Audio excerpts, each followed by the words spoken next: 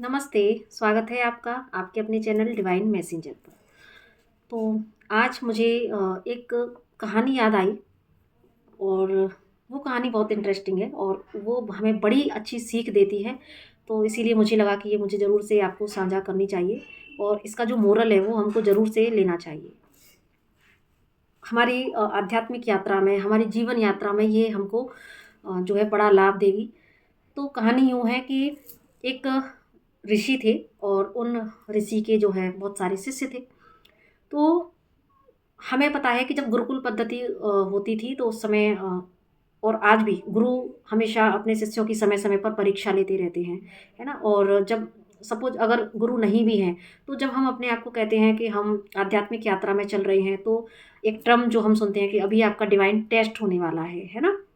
तो यानी कि हम कह सकते हैं कि हमारे गुरु, हमारे ईश्वर समय-समय पर आपको परखते भी हैं कि क्या जो शिक्षाएँ मैं अपने बच्चे को दे रहा हूँ, अपने शिष्य को, क्या वो उनको सही से ग्रहण कर पा रहा है? ये कितना वर्दी है और इसको अभी कितना इसके ऊपर काम करने की ज़रूरत है। क्योंकि एक्चुअली हमारे गुरु, हमारे मेंटर, हमारे ईश्वर वो हम पर काम कर रहे होते हैं। हम तो कर ही रहे हैं, लेकिन वो हमसे ज़्यादा हमारे ऊपर काम कर रहे होते हैं। तो इसी सिलसिले में वो हमारे समय-समय पर टेस्ट भी ले रहे हैं होते हैं। तो तभी तो हम आए दिन अपने आप को ऐसी परिस्थितियों में पाते हैं जहाँ पर कि क्योंकि ये जो कहानी में घटना होगी वो जस्ट एक घटना सिखाने के लिए है, लेकिन जीवन में हम ऐसे टेस्ट किस फॉर्म में पाते हैं? परिस्थितियों के फॉर्म में। ऐसे परिस्थितियों में डिवाइन हमको डालते हैं जहाँ पर कि आप कैसे निकल पाएँगे, कैसे हैंडल कर पाएँगे, है ना? ये आपका टेस्ट होता है। कितना ऐसे में आप डिवाइन पर ट्रस्ट कर पाएँगे। तो कहानी जैसा कि एक ऋषि उनके बहुत सारे शिष्य थे, तो उन्होंने सोचा कि चलो मैं इनका टेस्ट लेता हूँ। तो ऋषि ने क्या किया कि एक टोकरी थी, तो जो लकड़ी की टोकरी होती है ना, बड़ी-बड़ी सी लकड़ियाँ होती हैं जो एक-दूसरे में फँसा के टोकरी बना देते हैं लकड़ी की, तो पहले के ज़माने में होती थी, है ना? तो वो टोकरी उन्होंने दी। अब टोकरी जैसे कि हम जानते हैं कि लकड़ी की जो टोकरियाँ होती हैं, उसमें होल होते हैं, है ना? क्योंकि लकड़ी को इस तरीके से बुन के और वो बनाई जाती हैं, तो उसमें होल होते हैं। अब अगर आपसे बोला जाए कि उस टोकरी में क्या आप पानी भर के सेव कर सकते हैं? डेफ़िनिटली नो, आप नहीं कर सकते क्योंकि उसमें जो होल है, वो उसमें से पानी निकल जाएगा।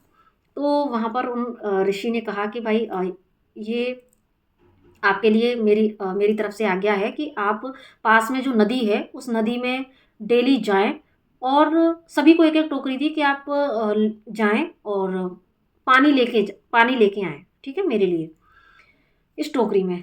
तो वहीं जो शिष्य थे, सारे एकदम से हड़बड़ा गए और आश्चर्यचकित हो गए कि अरे! ये गुरुदेव ने क्या कहा?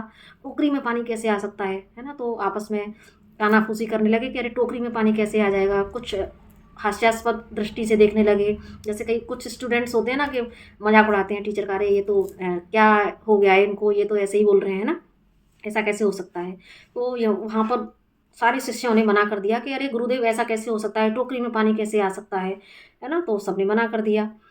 लेकिन वहीं पर एक शिष्य था जिसने बोला कि ठीक है गुरुजी, क्योंकि उसने उसको पता है कि मेरे गुरु ने अगर आज्ञा दी है, तो गुरु जब भी आज्ञा देता है तो वो अपने शिष्य के सामर्थ्य को देख लेता है कि यस, मेरे शिष्य में ये सामर्थ्य है, तभी वो आज्ञा देता है, ठीक है? तो वो शिष्य ने इस बात को, क्योंकि उसका विश्वास, उसका समर्पण इतना था कि वो गुरु की आज्ञा की अवहेलना नहीं कर सकता था। उसने ना आप देखा ना ताप देखा, यस, अगर गुरुजी ने कहा है, तो डेफ़िनेटली पानी आ सकता है, तभी कहा है।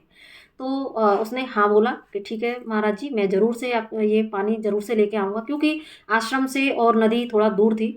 तो अब वो जाता, पानी भर के लाता, लेकिन जैसे ही वहाँ तक पहुँचता तो आप समझ सकते हैं, धीरे-धीरे, धीरे-धीरे करके वो पानी नीचे टपक-टपक के और आश्रम तक पहुँचते-पहुँचते खाली, है ना? तो इस अ, तरीके से, और वो डेली क्षमा भी माँगता कि गुरुदेव मैं जाता तो हूँ, लेके भी आता हूँ, लेकिन ख़त्म हो जाता है पानी यहाँ तक आते-आते, लेकिन मुझे विश्वास है कि मैं आपने बोला है, तो मुझे पूरा विश्वास है कि ये ज़रूर से होगा। अब वो जो है डेली जाता, डेली लेके आता, डेली जाता, डेली लेके जाता, लेकिन जो है वो नहीं भर पा रही थी। अब एक दिन ऐसा करते-करते बहुत सारा समय जब बीता, तो एक दिन आश्चर्य कि वो सच में टोकरी भर गई थी पानी से और उसने गुरु को समर्पण किया।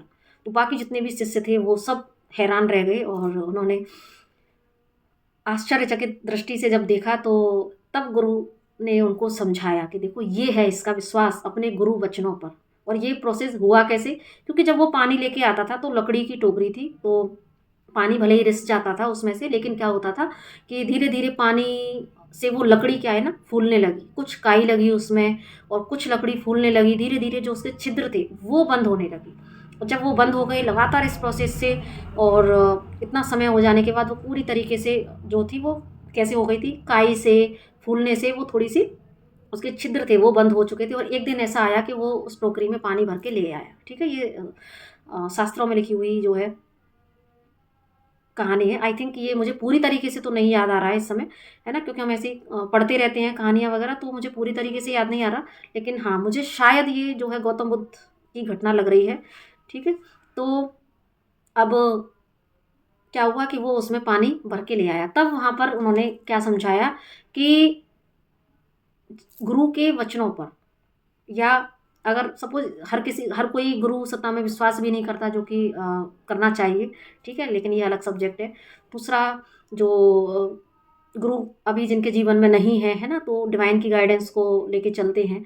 तो यहाँ पर विश्वास की बात है ना? बात हो रही है विश्वास की। हमको मोरल क्या सीखना होता है कि अगर आप चाहे गुरु सत्ता को मानते हैं, चाहे आपका ईश्वर पर अटूट विश्वास है, या आपके कोई मेंटोर हैं, मीन्स उनके वचनों में, क्योंकि एक जो सेंटेंस मैंने बोला कि गुरु जब आज्ञा देता है तो वो सामर्थ्य भी ज़रूर से प्रदान करता है। वो देख लेता है कि मेरा शिष्य ये कर सकता है, कैपेबल है। और कई बार शिष्य को अपनी शक्तियों का, अपने भीतर के सामर्थ्य का उसको पूरी तरह से रियलाइज़ेशन नहीं होता है। तो इसीलिए उसके अंदर की कैपेसिटी को, उसके अंदर की क्षमताओं को, सामर्थ्य को बाहर निकालने के लिए भी गुरु ये लीला रचता है, ठीक है? दूसरा, क्योंकि उसको खुद विश्वास नहीं होता अपने ऊपर, लेकिन गुरु जानता है कि इसके भीतर क्या कुछ छिपा है। और दूसरा यहाँ पर एक आपका टेस्ट कि आपको कितना विश्वास है, क्योंकि इसीलिए हमारे ग्रंथों में भी लिखा है कि गुरु के वचन अटपटे, है ना? गुरु के वचन अटपटे क्यों बोला? क्योंकि वो ऐसी-ऐसी बात बोलते हैं जहाँ पर कि आप उनकी बात पर बिलीव नहीं कर सकते, लेकिन उसके जब आप उसको मान के और जस्ट आप केवल सरेंडर्ड भाव से अगर आप चीज़ें करते हैं, तो आप वो बन के निकलते हैं जो सच में ईश्वर आपको बनते हुए देखना चाहता है। आपके गुरु को आपके भीतर की उन सारी क्षमताओं का ज्ञान होता है ना? तो गुरु ईश्वर एको जान, यानी कि गुरु और ईश्वर एक ही हैं, तो उसमें कोई भेद नहीं है। इनफैक्ट जब हम बात करते हैं कि ईश्वर और गुरु में से बड़ा कौन है, तो हम कबीरदास जी के दोहे को ज़रूर से याद करते हैं, है ना? तो चाहे आपके गुरु से आपको गाइडेंस मिलती है, या आपके ईश्वर से आपको, आपके एंजल से आपको, कहीं से भी आपको कोई ऐसी गाइडेंस मिलती है जहाँ पर कि आपकी अंतरात्मा बोलती है कि यस ये मेरे लिए गाइडेंस है, तो यस आपको हम कह सकते हैं कि अपने इंट्यूशंस पर आप ज़रूर से, डिवाइन गाइडेंस पर ज़रूर से ट्रस्ट रखें। या आपको आपके गुरु के माध्यम से, कोई मेंटोर के माध्यम से आपको कोई ऐसी गाइडेंस मिलती है, तो इस डिवाइन पाथ पर चलते हुए आपको अपने विश्वास करने की शक्ति को जो है मजबूत करना होगा। अपने विश्वास अपने गुरु पर, विश्वास अपने ईश्वर पर, विश्वास अपने इंट्यूशंस पर। क्योंकि अगर आप डिवाइन पाथ पर चल रहे हैं, तो जब आप अगर साधना के पथ पर अपने आप को तपा रहे हैं, तो यहाँ पर आपको अपने इंट्यूशन पर भी ज़रूर से ट्रस्ट करना होगा, ठीक है? तो क्योंकि कई बार असंभव सी दिखने वाली चीज़ें बहुत बड़े लेसन हमारे लिए लेके आती हैं। तो इस कहानी का जो मोरल है वो यही है कि अगर आपके जीवन में ऐसे गुरु हैं, मेंटोर हैं, या आपको डायरेक्ट डिवाइन से गाइडेंस मिल रही है, तो आपको ज़रूर से उस समय चाहे आपको ऐसा लग रहा हो कि यस ये कैसे पॉसिबल है, लेकिन यस सब कुछ पॉसिबल है। और जब आपको ऐसी आज्ञा मिलती है, तो आपके अंदर की छिपी हुई क्षमताओं को बाहर निकालने के लिए ही ऐसी आज्ञाएँ आपको समय-समय पर लगती हैं। तो बस बिना किसी डाउट की, एनर्जी के अपने ऊपर विश्वास रखें, है ना? अपने इंट्यूशन पर तो रखना ही है। आप अपने ऊपर विश्वास रखें, अपने मेंटोर, अपने ईश्वर, अपने गुरु के वचनों पर विश्वास रखें कि यस मुझे अगर यहाँ से ये आज्ञा मिली है, तो मैं कर पाऊँगा। कुछ तो देखा होगा ईश्वर ने मेरे अंदर, है ना? तो देखो वो जो असंभव सा दिखने वाला काम था, वो उस शिष्य ने कर दिया। तो ऐसे ही ये हमारे जीवन की भी घटना है। तो चाहे हमारे टीचर हैं, गुरु हैं, हमको ज़रूर से उनका सम्मान करके और डिवाइन गाइडेंस को हमें ज़रूर से फ़ॉलो करनी चाहिए। और तभी हम अपनी लाइफ में ग्रोथ को अचीव कर सकते हैं। आज हम अगर पीछे मुड़ के देखते हैं, तो जिन टीचर्स ने हमको पढ़ाया, लिखाया, हमको यहाँ तक पहुँचाया है ना, तो अगर हम उनकी शिक्षाओं को समझते हुए, उन पर चलते हुए आगे नहीं बढ़ते तो आज शायद हम जो आज जो लोग जॉब कर रहे हैं या अपना अपनी लाइफ में जो कुछ भी कर रहे हैं, तो उनकी शिक्षाओं से ही आज हम इतना सामर्थ्यवान बने हैं। तो इसीलिए ये वीडियो मेरे उन सभी शिक्षकों के लिए, गुरुओं के लिए, उस परम शक्ति ईश्वर के लिए ये, और मेरा ये एक तरह से मेरा भाव अर्पण है ना उनके लिए। तो आई होप ये आपको कहानी बहुत अच्छी लगी होगी और इस कहानी का मोरल भी आपको बहुत अच्छा लगा होगा। तो बस विश्वास की शक्ति को आप बढ़ाएं और उस विश्वास के साथ में आगे बढ़ें, ठीक है? क्योंकि जो डाउट की एनर्जी होती है वो थोड़ा-सा हमको एक जगह स्थिर रखती है। तो इसीलिए आगे बढ़ना है तो अपने आप पर विश्वास रखें, अपने गुरु की सलाह पर आप ज़रूर से विश्वास रखें, आज्ञा पर विश्वास रखें।